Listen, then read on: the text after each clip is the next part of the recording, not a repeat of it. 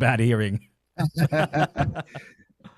It's bad hearing, Jig, if your opponent is deaf. Anyway, maing bungkag ni mo diha, Torne. How's everything? How was your weekend and all of that stuff?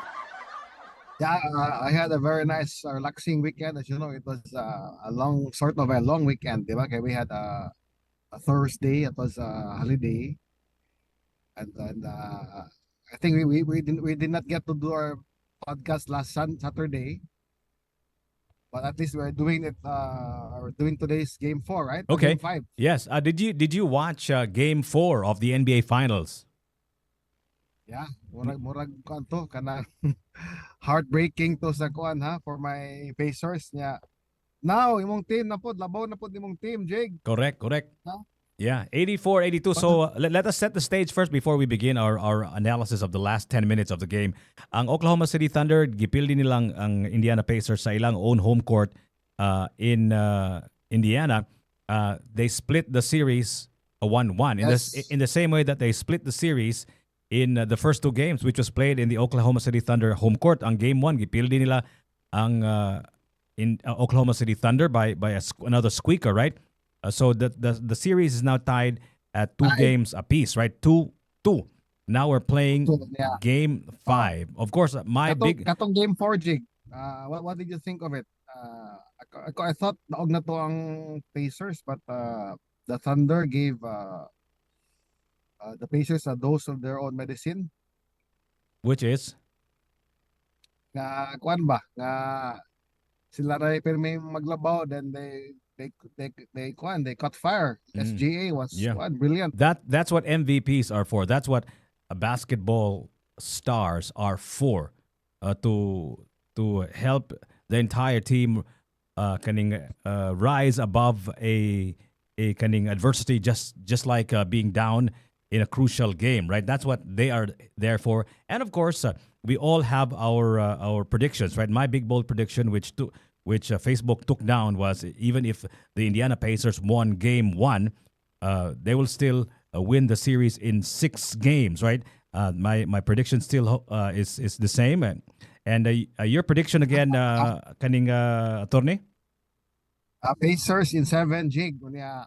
But remember, I also predicted SGA would come up with an MVP performance, and he did. Yeah. And Game MVP 4. every single game. Actually, katong game 4, the first 3 were a bit rough for SGA. Correct. But you know, as you said, that's how you earn your stripes. If you really are the MVP, you find a way. You dig down. You find a way to make your team win, and he did in the last quarter. I think he scored 15 points. Jake. Correct. Yeah. So So I- true I- to form. True to form. Correct. True to MVP form. yeah. And I was just talking about kaning Tyrese Halliburton ba, attorney ba. By the way, the scores 82 and 84 before we came in. We in the first 2 quarters, 0 points si Tyrese Halliburton. Can you believe that? 0 points. Halliburton in the But first kasi 2 quarters. injury, Jake. I was actually very funny. I was in court, but while waiting for my case to be called, I would sneak in looks at the score. Okay. Nakita ko there was an injury to Tyrese. Maka-confirm ba ka? Yes, A leg injury. na siya yung murag, something is bothering him. I think you're right. It's a leg Leg injury. injury? Perhaps, but he's still actually playing right now. Gaduwag yapon siya. In fact, he's already logged in 25 minutes with still 2 points, right? 0-6 field goal.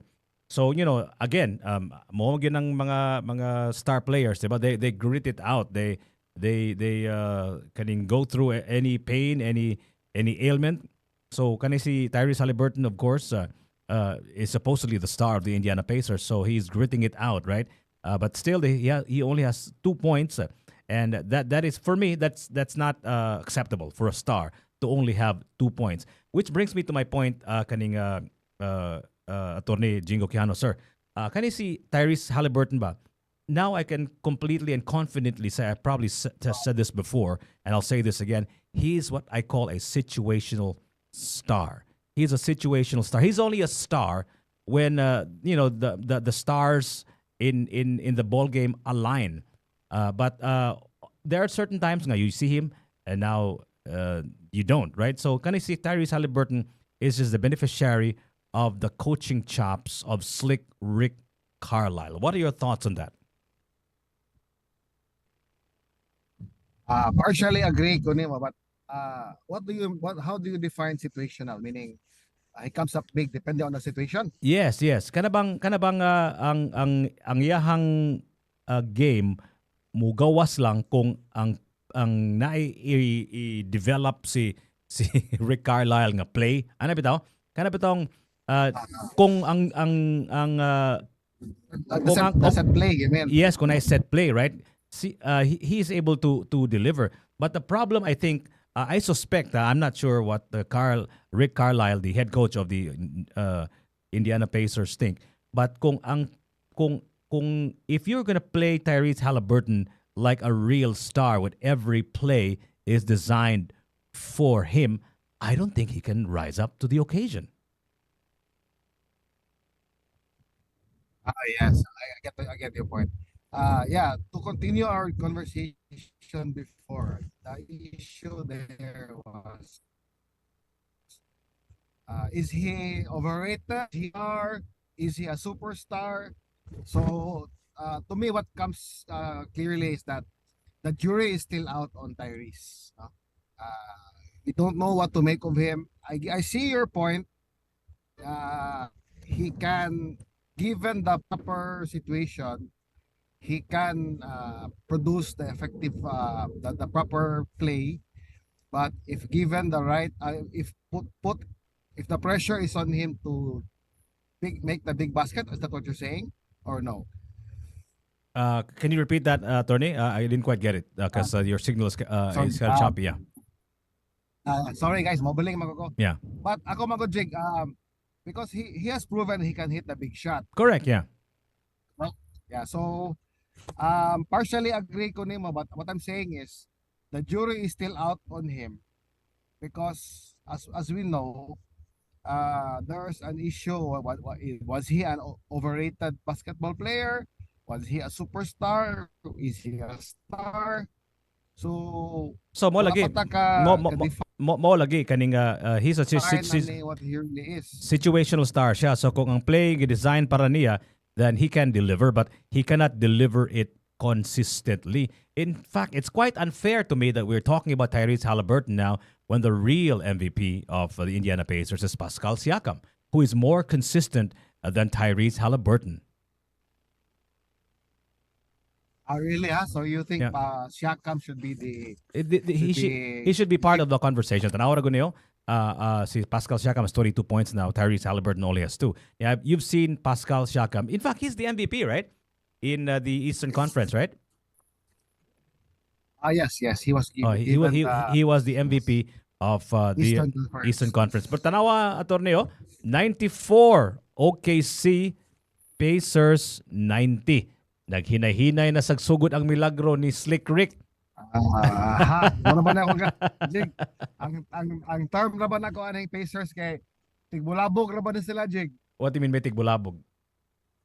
Kanang mulabaw na ang kontraba niya, they're gonna steal the victory from behind. Yeah. So yeah, they hang around, and then when you murag iring ba mukawat na taw kanang bahaw, Jig? Inununan mo kawat og inununan? Okay. Yeah. Ablera imong kaldero ba? Oh. Pag ningin mo wala sunsudan. Basi naka-iro, dili makabantang iro, di ba? Kay mo sneaky kayo. Slick kaysa nan. Yeah, correct. Mo delikado kayo ni ha. They're creeping in, and it's a 5-point lead. 90-95. Which brings me to my next topic on that attorney ba. Si kaning ilang coach ba? I can barely pronounce his family name. Si Mark Daigneault. I hope I pronounced that correctly. He's only 40 years old, right? And bago rin siya nagsugod as a head coach of the Oklahoma City Thunder in 2016. In fact, he was the head assistant coach na siya. Unya na I don't know, kadusam ni siya. I don't know much about Mark. Daigneault. Oh, niya paghuman nagsugod ni siya sa iyahang pag head coach. I think bago rin yung guys tanan.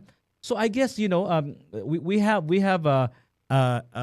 an overperforming team in the Indiana Pacers, coached by a legend in Rick Carlisle, and a great team on paper And if you compare these teams player by player, I think makalamang yun yung OKC, but coached by, I would say, a young coach. So I think this is really the results that we're looking at is really the result of experience in Rick Carlisle and inexperience by Mark Daigneault, or however you pronounce that correctly. What are your thoughts on that? How important mangyud di ay ang coaching sa usa ka team?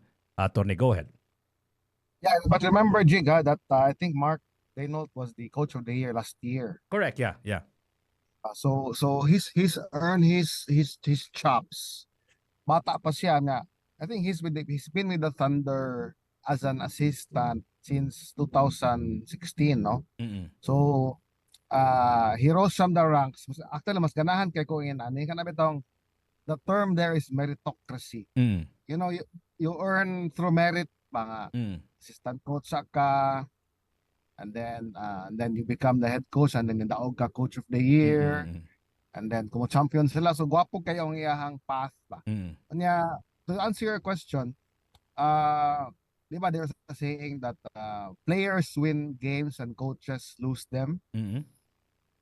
That only means nga unfair ba kayo ang coach kay kung daog ingon na Mike tungod ni LeBron James hingig kayo. Is the GOAT. Pag mapildi gali, ingon na banga sa coach. Uy, kung may kayong team niya banga kayong coach. Basically you're like the chef, no? I create the recipe. Kung ako head chef, I create the recipe. Akong players are the other line cooks. Okay, you chop the onion, you mix the sauce, you put the steak in the grill, and then you give me the finished product. So a lot depends on the chef's decision nga kanong kana man ang dish imong giserve o wa kayon ang imong customer, then it's your fault. So mo na siya nga, or sorry, if you are making your chefs or your cooks do a dish nga di sila kamao, it's too complicated. Let's say Walay buy-in dili sa kasabot. Oh, like for example, you're creating a very complicated French dish. Yung imuhang cooks, ang ilang strength is Asian nga cuisine. So they can create the dish, but it will be poorly executed. It's the same for the place. You create a place niya imuhang play, you do not have the basic fundamentals for it. You do not have the materials for it. So moingon ka og you want a high push pace game nga you cover your opponents from end to end, mag full court press ka. Kung walay hangin ang imuhang players, so you're gonna beat them up. So by the time nga fourth quarter comes, wala sila, there's nothing left in the tank. You know what, attorney, ang score karon 93 Indiana Pacers, 100 ang Thunder with 7 minutes and 30 seconds remaining in the ball game, and nag-time out ang Indiana Pacers. You know what, speaking of coaches, but there have been two shocking coaching firings in the last a couple of weeks, right?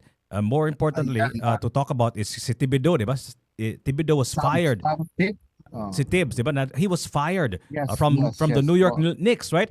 Ang ingon sa mga pundits, mga experts, ingon sila gahuwat unta sila unsay performance sa ilahang nakapildi nila, which is the Indiana Pacers. Now naabot man og finals ang Indiana Pacers. Pasabot niya nang ngilngig gyud ang Indiana Pacers, but they fired him anyway, right?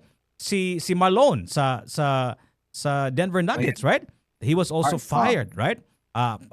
We don't Mike Malone. So we don't really know the reasons why they got fired, but it seems like kaning duha ka team, kaning duha ka players, kaning si Tibbs og si Malone are very good coaches and can still be get jobs, can still work in the NBA. In fact, I think the ilog ning ubang mga teams niya nila, di ba? With these two brilliant coaches. What are your thoughts, by the way, before we proceed to the game, attorney, or the firing of Tibbs sa New York Knicks nga gipildi sa Indiana Pacers in the second round? I was also surprised, Jig, he got fired. because he did a good job considering they had new players, no? Yeah. Nag-trade good sila there's a big trade for Cat, no? And so dapat tagaan sa takag time. So sometimes di masabtan bitaw ni ilahang mga decisions like let's seg to Malone. How could you fire a coach who just won you the NBA title 2 years ago? Uh-huh. And the year before you went to the Western finals. Mhm. Oh, sorry, second round of the finals. Correct, yeah. So it's still a success rate of let's say 80%. Yeah. So sa di ko kasabot well it's still a business mga Jig. Correct, Kaya, yeah. mabalik ta ni Tibbs, maybe to your point, they already had it in their mind to replace him, Mm. win or lose. Yeah, it so happened well, abot sila og Eastern Finals against because remember they were also not expected to reach the finals. So, Correct, yeah. yeah, so maybe they made the decision beforehand and just stuck with it. Mm. Jig. Pero ang one of the more important aspects magod of any team play ba is really cohesion, di ba? Kanang mo gel sila ba niya kanang kung cohesion, kanang gel tagsaram jud kayong overnight successes, di ba? Attorney wa man gyud siguro yung team siguro nga bag-o kayo mga i-assemble ang mga superstars nga the champion dahil dito on the first year of their game. Has there ever been a team like that? Katong mga Miami Heat, katong mga Boston Celtics, katong mga super teams, even Shaq and Kobe did not win in their first Right away. Yeah. Right away, di ba? Kinanglan magyud na siya og kaning panahon niya. Murag lutuon pa ba kung inasal pa ba, di ba? Yeah. You have to give the ingredients a chance to know each other. Mao gyud o niya pag human nganong gi-fire man to si Tibbs nga bag-o pa kayto siya nga coach, ilang team bag-o pa nag-trade for Julius Randle, di ba? Katong with the Cat, right? Yeah. Pero na ko theory ana Jig kanang maybe ang iyang style dili mo haom sa ilahang players on hand like I thought that Brunson was too ball dominant. Maybe they would have wanted Tibbs to make an adjustment kay naman to yung point nga iyan na tanan bitaw nga it became quite monotonous nga naambula per minute Brunson and Predictable na, predictable. ball na siya o niya they would guard him from point to point, no, i-cover na siya daan ni Hali pag inbound pa lang nga mubo ba si si Jalen. Correct, yeah. No? So ako when I used to play and then mag-coach ko, I had a very favorite play kada maglabaw na gali me.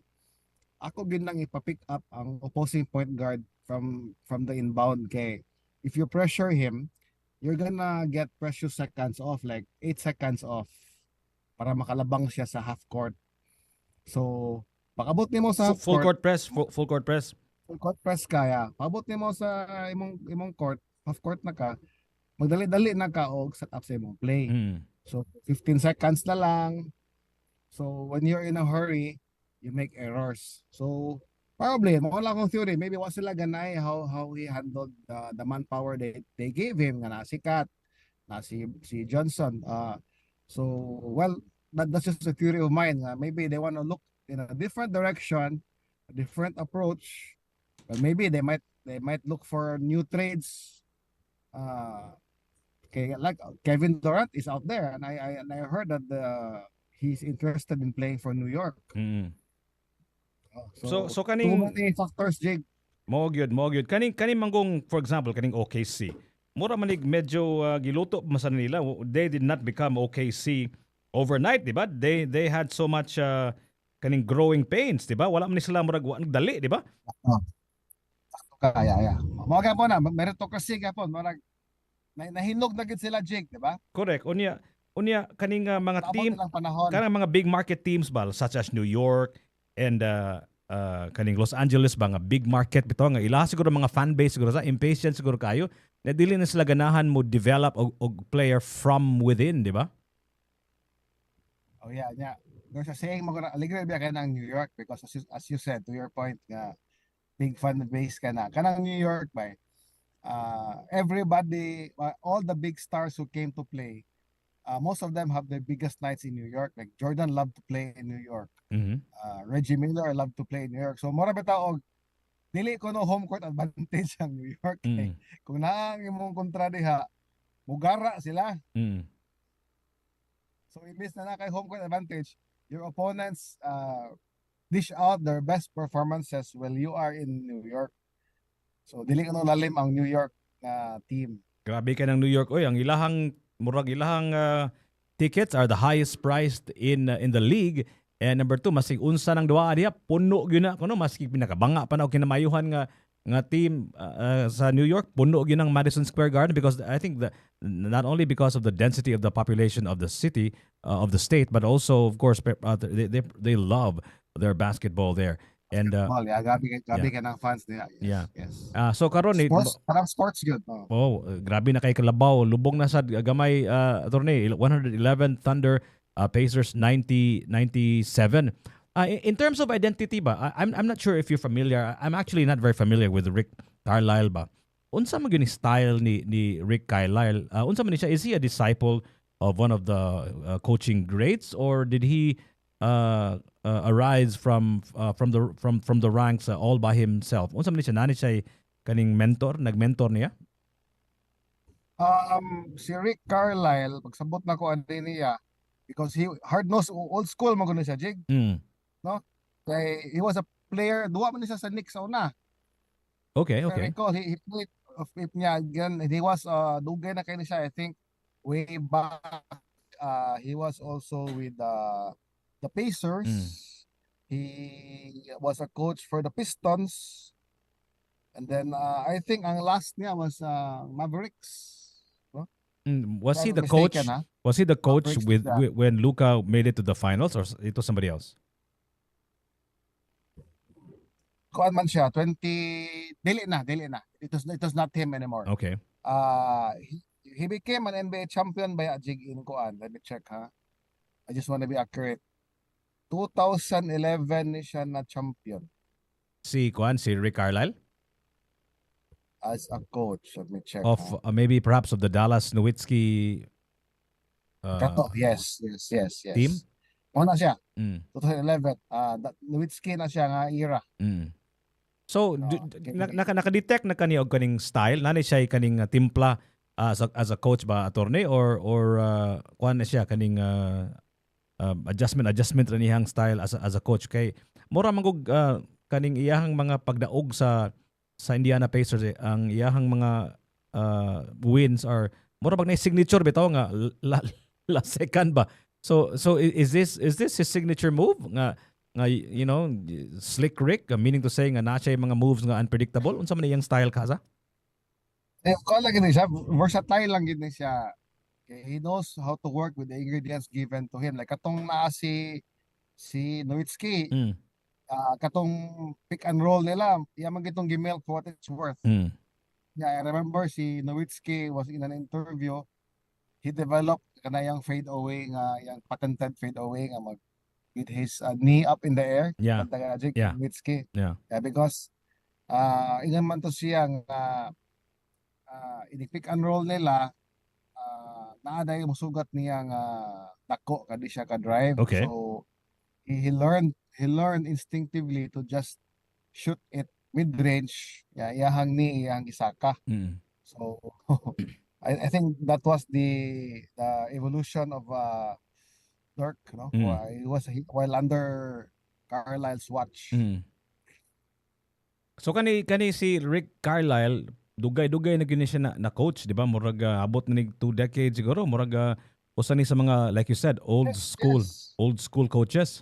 Unya, remember katong Nowitzki, nila gipildi silang LeBron James, Miami Heat to yang gipildi Jake. So nagini siya mga moves nga kaning murag kaning slick ba, di ba? Kanang murag dili bitaw pareha sa let's just say Phil Jackson nga triangle offense, di ba? Murag kuan gid ba nagid sila mura og signature ba nga mo gini siya nga mo gini imong style di ba?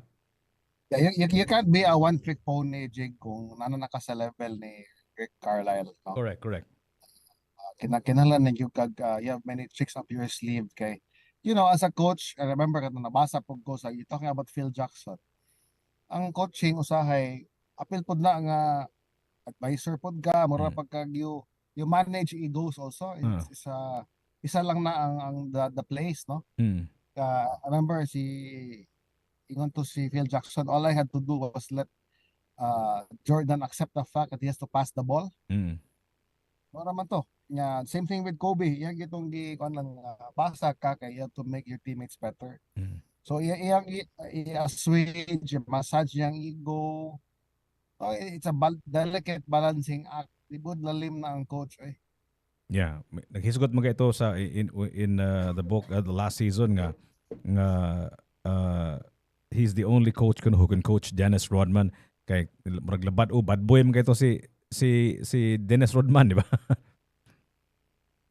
Paghuman yeah. Amo na example nimo Jig nga kuan nga I think they got Dennis Rodman and then they won the championship ba to? First correct. year ni Dennis. Yeah, oo. But of course dili man to siya like he was just the last ingredient. Correct, yeah. Jordan was already winning championships even before Dennis came.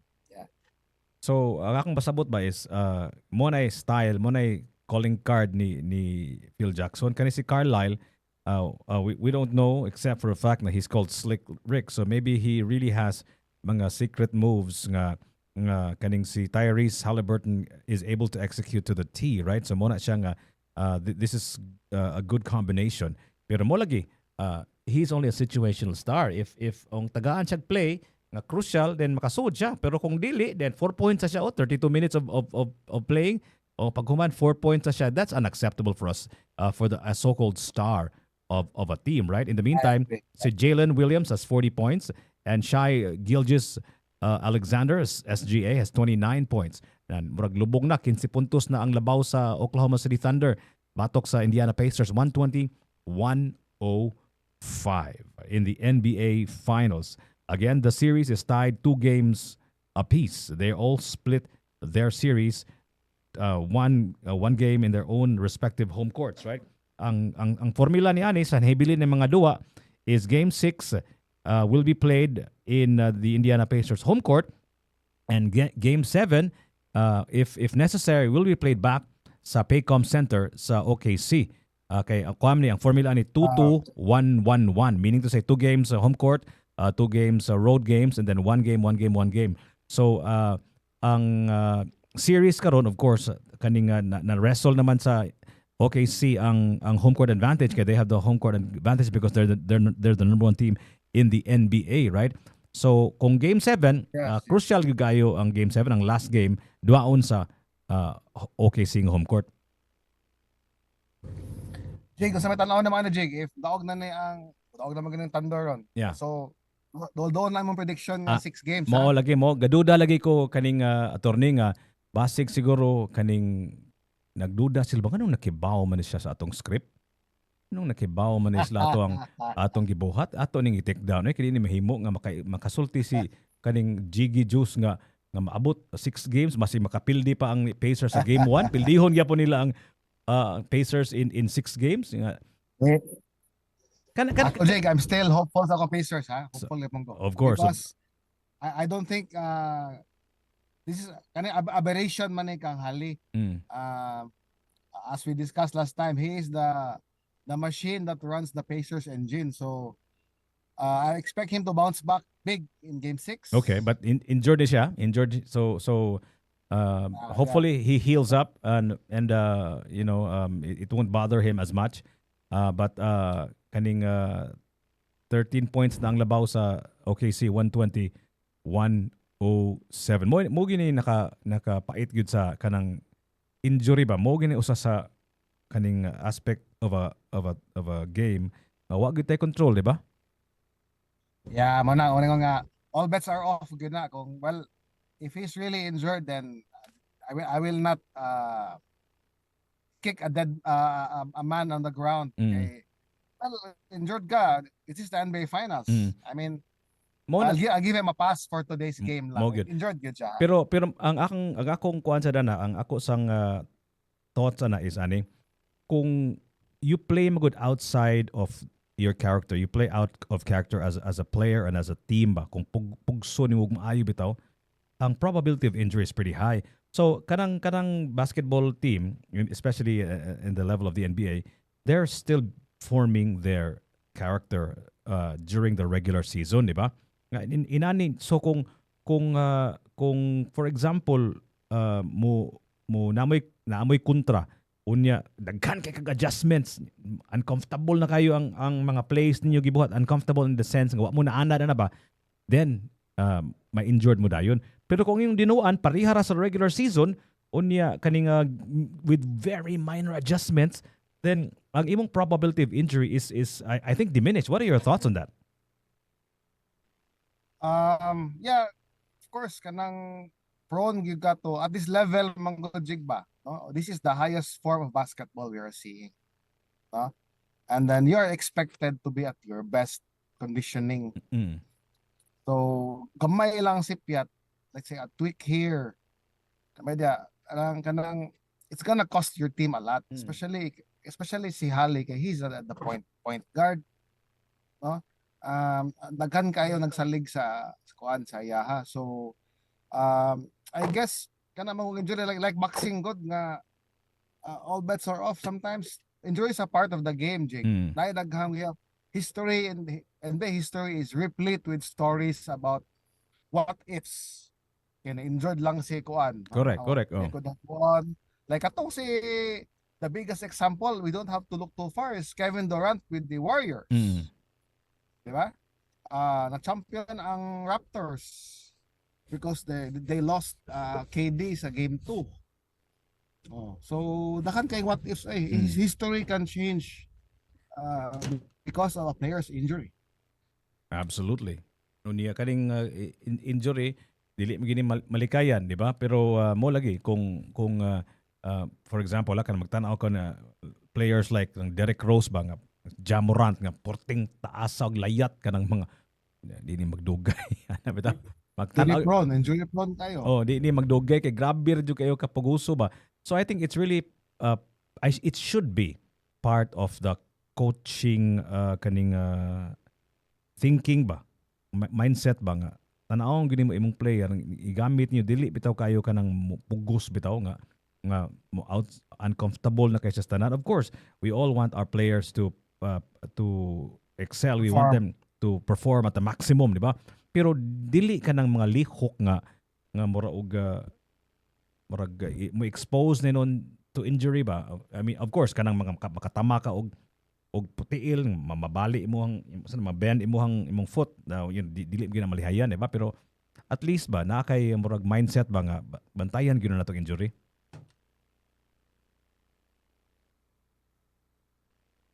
Ang atong takna karon nag 16 minutos nang milabay sa alas 11. Ang score karon 120 Oklahoma City Thunder and Indiana Pacers 109. Murag 24 seconds remaining na lang attorney. Murag wala ni pag-asa attorney. Mo ba, Jake? Wala na. 24 seconds na lang ni. Oh my God. 23 seconds na lang. So 11-point win lead ang OKC. Once again, ang score sa mga players si Pascal Siakam has 28 points and Naismith 14. Ang si si Benedict Mathurin has only 7 points. Si TJ McConnell day ang namuntos pa day katong ilang spark plug, di ba? Katong mubuon nga guard, di ba? 18 points. Sakto ba ko bobo to siya? Si McConnell day pangana to niya to ni. Yeah, kay injured man ka si Haliburton. So si TJ McConnell is the backup point guard. Correct. But actually, if you think about 34 minutes is actually a long time to play. He played the most minutes next only to Nembhard. Ang sa OKC, ang highest pointer si Jalen Williams with 40 and si SGA has 31 points. So humanang duwa. 120 Thunder, OKC 120 Indiana Pacers 109. That's the final score, attorney. So my goodness. So one more game for the OKC and hopefully game 6. Kung makadaog ang Indiana Pacers, that means they live to fight another day, right? Jig. Yes. So final score 120 Thunder, 109 Pacers. One jig ba kanang going back sa katong imong giingon ba nga injury. Mm. Katong injury ba nga kana si Haliburton ingon man ka nga 34 points. 34 minutes, 34 minutes, yes. Oh. I think sayop na kang Rick Carlisle no nga yang gipugos no? Mm. He could have saved him up anyway. It's 2-2 pa man. Correct, yeah. No? So I'm hoping he can still recover. Pero mo lagi na sakto ginang kanang cliche bitaw giingon nila your greatest strength is also your weakness. So maybe si Rick Carlisle thinking what he has done for the past few games nga they can still surprise teams even in the last seconds.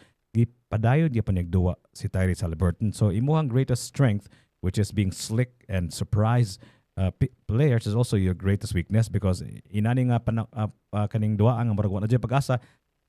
Hope springs eternal gyapon. Yeah. I was about to say katabi tayo mention about injury jig ba like before we go. Like what player like Zion Williamson jig ba? Correct. Oh. That's how he plays. Mm. Unya, he's a high flyer but he's muscular and he's very heavy. Correct. Oh. So ma-injury prone good na siya. Correct. Oh. There is no other way for him to go on to play kay he doesn't know how to play any other way. Mm. Yeah, but a coach can tell him that nga kanang unya lang nagamita kung kaning potante na kaysa no lisod na kayo. You know, he can be coached out of the way you play if they listen ba, if kaning maminaw sila sa imong coach ba, because the object here is not only to kaning look death defying and look sexy when you dunk, right? It's also to win a championship. Diba? Yeah, but si Zion mga in this case he's not really a good shooter. Young game is inside and then he likes to bang. Yeah, he likes to drive. So I guess sometimes you're limited sa mohang talents ba. But remember attorney nga Michael Jordan developed a mid-range jumper late in his career and won championships with it. See Kobe Bryant was trained by Hakeem Olajuwon in his kaning mid-range jumper also, di ba? So kani siyang mga player kasabot sila nga if they want to last. If they want to even LeBron James, you notice nga daghan na kayong 3-point shots, di ba? They understand if they want to last longer in a league as physically taxing as the NBA, they need to develop shots will minimize probability for injury. You have to evolve your game. Yeah, correct. Yeah. Evolve your game. Correct. And I think kanang mga bago mga gigil kay nga players, that's fine, right? I mean, like, you know, that's why you're successful, because you're gigil. You want to really show the world that you're death defying, you can jump high. But kung early in your career ba na musulti ni mga coach nga, okay, you're good, you can jump high. We know that already. But the object here is not only for you to win a championship now, but also to have a long career, right? So kung maminaw ka na ko, ato kuno ning prenuhan gamay imong akamba kuno kay sa importante lang nga panahon sa duwa, di ba? Yeah, I see your point. Yeah. See your point. Yeah. So attorney, 3-2 na. Yes. 3-2 na. So let's see what happens in game 6, right?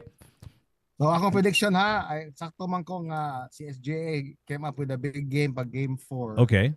So it has to be Tyrese's turn. Tyrese turn na siya. Game 6. Okay.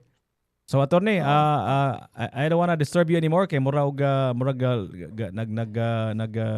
nag long drive man kadiya. I'm sure you're being chauffeur driven, right? So at least your hands are not on the wheel, right? So daghang salamat sa imong atoang conversation here, attorney. I hope to see you in game 6, okay? Again, your prediction? Your prediction? No driving and podcasting at the same time, Jay. So your prediction again, attorney? Pacers in 7. And for game 6, huge game from Hali. Maybe a 5-point win for the Pacers. 5-point. Ako my prediction still stands. Even Game if the, 6. even if Indiana Pacers won game 1, this is still a lopsided series with a very good slicky. Hi, Jiggy. Can you hear me? Wa man ka nagparamdam. Ha? Silently sitting in the corner waiting lang. Can you hear you? Can you hear I you? can hear myself. Wow. Hi, Jiggy. Top of the morning. Hi, everyone. Maayong bungkag ni Maria Justin. Maayong bungkag. How's everyone's beautiful Tuesday? It is... Ikaw diha, kamusta naman ka diha? Nagunsa man ka? Gikan mo kuno kag kaning weekend nga manindot kayo kay mura man taog Father's Day nito, di ba? Right. I had a Father's great Day. weekend with my family. Okay. Very restful. So, pag Sunday, Father's Day, we started the day off with, of course, di man gid makompleto among Sunday, Sunday brunch Okay. / lunch without the best lechon. And I dare to argue, yung talisay, best gid na siya nga lechon, no? And then, akong mom... Naglitson mo sa Talisay ang inyong Father's Day? We didn't, ang sa tawag ani, we didn't cook the lechon. Ipalit rami dito sa poblasyon. Mo lagi. Yeah. Okay. So we had some lechon and kinilaw, or as Jiggy told me, it's actually called Ceviche. ceviche. Yeah, we had ceviche. Okay. But I didn't eat it. It was mostly my mom, Okay. my mom and my grandma who ate the kinilaw. Wow. Yeah, and then Anyway, mayong bungkag sa kanatong tanan mga kaigalaan. You're listening to Top of the Morning. I'm your host. My name is Jiggy Juice.